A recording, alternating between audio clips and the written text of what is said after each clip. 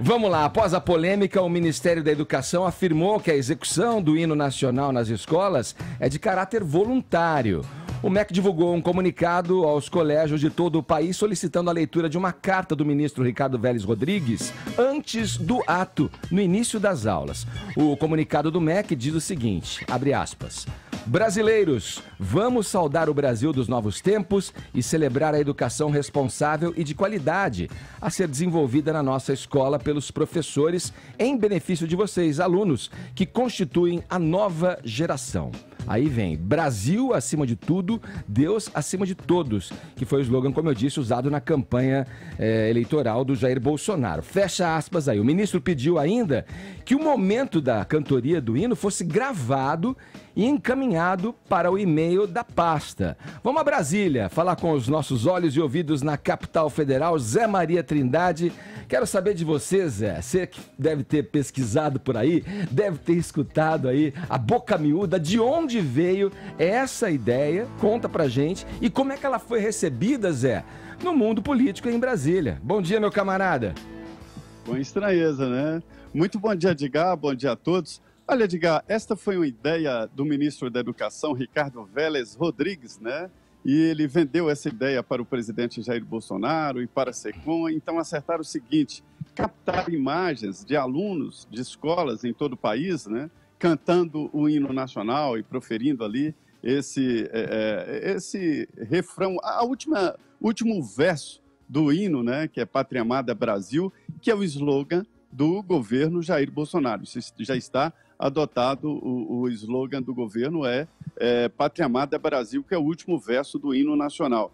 Além disso, aí outra frase que é esse Brasil acima de tudo e Deus acima de todos, que foi o slogan de campanha do presidente Jair Bolsonaro. E a ideia era mostrar imagens de brasileiros e brasileirinhos e brasileirinhas, né, cantando ao lado da bandeira e falando da educação, e contrastar com imagens antigas de escolas que seriam desorganizadas e mostrando realmente um novo tempo. Definindo ali que se trata mesmo de uma sugestão, o Ministério da Educação não tem inclusive poderes para determinar isso aos diretores e aos coordenadores das escolas e muito menos das escolas públicas. Lembrando ainda que o governo federal não tem escolas, Edgar, não tem escolas de primeiro ensino fundamental. Isso é uma função de municípios e estados. Tem algumas exceções, no Rio de Janeiro, acho que em São Paulo tem exceções, mas eu acho que 2 ou 3 escolas federais no ensino fundamental. O resto é mesmo a cargo, além, evidentemente, das escolas militares. O resto é a cargo de municípios e estados. E a ideia do ministro Ricardo Vélez acabou convencendo o pessoal da SECOM que queria armazenar essas imagens. Mas a repercussão foi muito grande. Primeiro, entre educadores, que já estão desconfiados com a defesa de alguns integrantes do governo, né, da escola sem partido. Mas que escola sem partido é esta que traz aí o slogan de campanha do presidente e o slogan do governo Jair Bolsonaro, né? Aí houve a primeira desconfiança. E, em segundo lugar, juristas entenderam que se trata de uma irregularidade, já que a mensagem do MEC abala aquele princípio fundamental de impessoalidade na gestão pública. Então, houve muita reclamação e o MEC até fez algumas mudanças. Primeiro, disse que é uma sugestão, e é realmente uma sugestão, não é uma obrigação, e também sobre as filmagens, dizendo que para o uso das filmagens, o governo iria pedir autorização dos pais, ou seja, a confirmação de que o governo queria mesmo usar estas imagens num tipo de propaganda. Olha, Zé, todos os especialistas que eu pude ouvir depois de sair essa demanda aí do Ministério da Educação foram categóricos em dizer que na forma e no conteúdo era uma mensagem equivocada.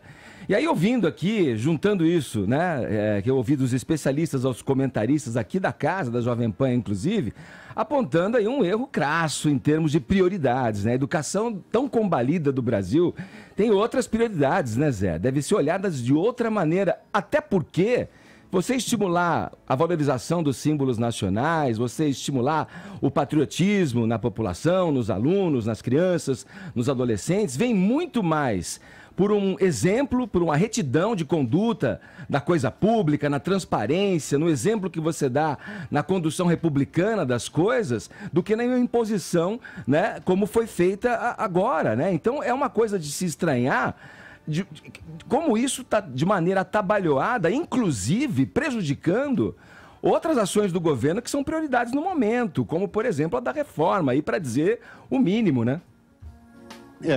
É um setor muito sensível, muito sensível.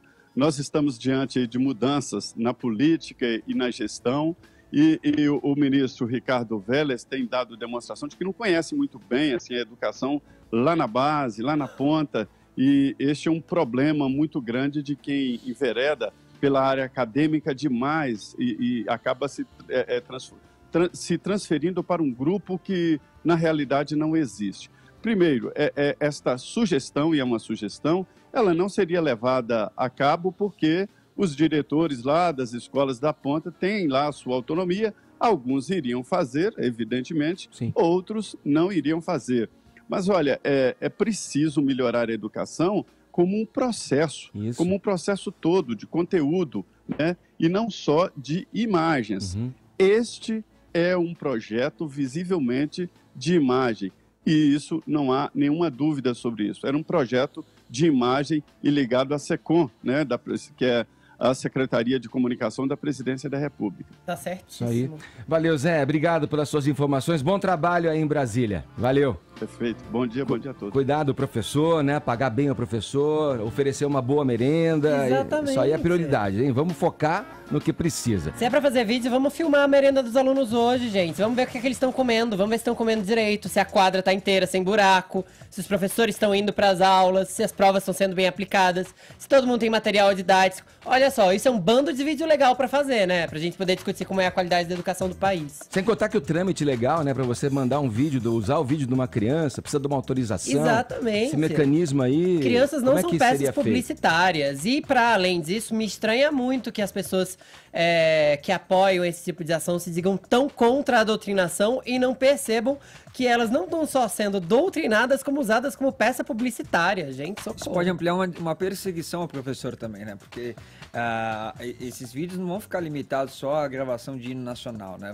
Vai ficar também exposto ali a comportamento dentro das salas de aula, dentro do colégio. Então, várias coisas ali poderão ser filmadas e enviadas por esse e-mail. Enfim, eu não vejo... A gente tem tanta prioridade que não é cantar o hino.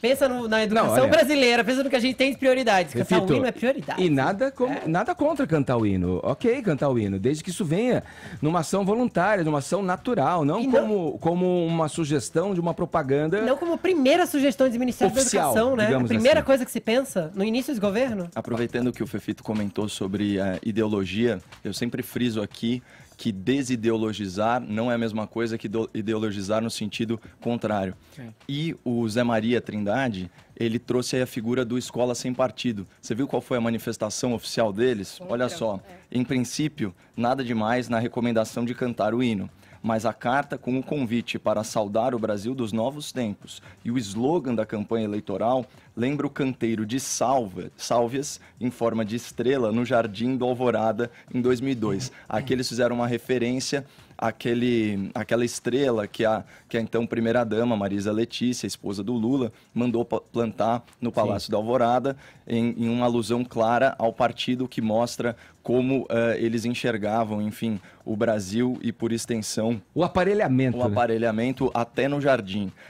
Então, é muito interessante mostrar que o Escola Sem Partido foi extremamente coerente e fez críticas provando que, de fato, a sua missão não é ideologizar em sentido oposto, mas combater a ideologia. É claro que é de se lamentar que uma iniciativa bem-vinda tenha sido mal comunicada, e eu concordo com você, tanto na forma quanto no conteúdo. Valorizar os signos nacionais é muito positivo. A gente tem um hino maravilhoso, tanto em música como em poesia, né?